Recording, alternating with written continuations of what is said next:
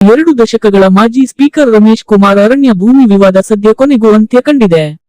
ಅರಣ್ಯ ಇಲಾಖೆಗೆ ಒತ್ತುವರಿ ಭೂಮಿ ಬಿಟ್ಟುಕೊಡುವಂತೆ ಮೇಲ್ಮನವಿ ಪ್ರಾಧಿಕಾರ ಮತ್ತು ಅರಣ್ಯ ಸಂರಕ್ಷಾಧಿಕಾರಿಗಳ ನ್ಯಾಯಾಲಯ ಆದೇಶಿಸಿದೆ.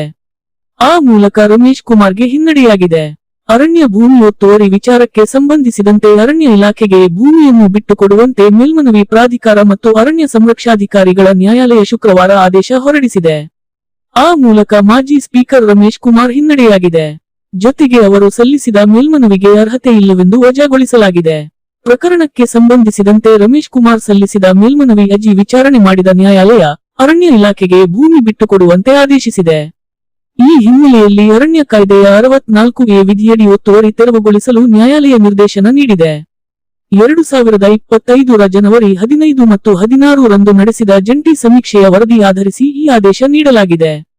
ಆದೇಶವನ್ನು ಸ್ವೀಕರಿಸಿದ ದಿನಾಂಕದಿಂದ 30 ದಿನಗಳೊಳಗೆ ಅತಿಕ್ರಮಣ ಮಾಡಲಾದ ಭೂಮಿಯನ್ನು ಶಾಂತಿಯುತವಾಗಿ ಅರಣ್ಯ ಇಲಾಖೆಗೆ ಹಸ್ತಾಂತರಿಸಲು ಸೂಚಿಸಲಾಗಿದೆ.